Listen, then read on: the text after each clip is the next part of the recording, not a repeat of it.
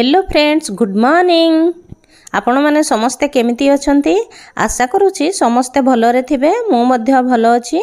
आसंतु मो kitchen garden को बुलेई नेबी। देखंतु मु एठी गोटिए चाउळ बस्तारे बाइगण गछ लगेइछि। केते फूल होइछि सेथिरे।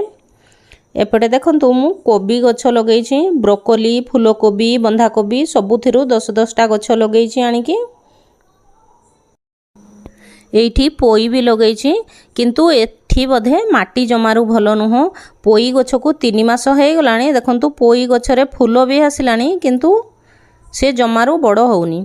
मु सेथिरु 2टा गछ आनिकी एठी अट्टा पॉलिथिन रे लगेइछि। से अट्टा पॉलिथिन रे बरং भलो होइछि। देखंतु पोई केते लंबा हलानी।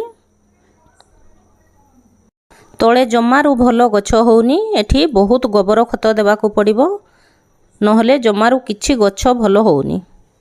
एठी देखंतु मो अट्टा पॉलिथिन रे बाइगण गछ 2टा लगेइछि। आगरु तो आपण माने मो छात ऊपर बगीचा देखिथिबे, मो चैनल रे अपलोड हेइछि। किंतु एबे आमे अलगा जगह रे रहूछु। मो हस्बैंड को ट्रांसफर हे जाइछि अलगा जगह को। एठी तळे जगह थिला, आमे तळे रहूछु, सेथि पई मो एठारे तळे किचन गार्डन करछि। देखंतु एठी सारू भी किछि लगेइछि। घास बहुत हेइछि।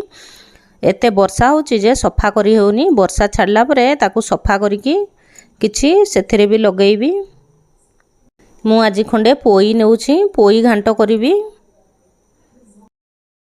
तळे लगेइथिबा पोई गछ अपेक्षा देखंतु अट्टा पॉलिथिन रो पोई गछ केते सुंदर हेइछि। एथिरे मु किछि सारो जमारू देइनी। तळे किछि परिबा चोपा देइथिली आउ भलो माटी देइकि लगेइछि। किछि गोबर खत देइथिली। देखंतु एठी गोटिए कोल्ड ड्रिंक्स बोतल रे मु टेबल गोलाप फूल गछ लगेइछि। केते सुंदर फूल हेइछि। ताकू रेलिंग रे बांधी देइछि। एठी मोर हरगौरा फूल फुटिछि। एपटे मु कुंड रे सेबती गछ, डालिया गछ, ग्लाडियोल्स ए सबु फूल गछ लगेइछि। गेंडू, गोलाप एपरी विभिन्न प्रकार फूल गछ लगेइछि।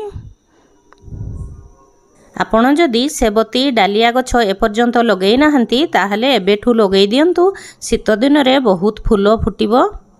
आउ जदि आपण चारा पकई नाहंती एबे भी टाइम अछि। एबे मध्य चारा पकई परिबे। एठी गत वर्षर पुराना सेबती गछरू मु किछि डाळ भांगी कि आनी बाली रे पोती देइथिली। सेथिरे एबे चेरो हेइ गलानी। सेथिरु मु किछि गछ लगेइछि आउ किछि लगेइनी, परे लगेइबी। एउडिको देखंतु मोर ग्लाडियोल्स फूल गछ मध्य हेइछि। आपण चाहिले एबे भी सेबती गछ, डालिया गछ चारा पकईकी लगेई पारिबे। मात्र 15 दिन रे चेरो हेइजबो। बाली रे ताकू आलबेरा देइकी लगेइबे एवं छाई रे रखि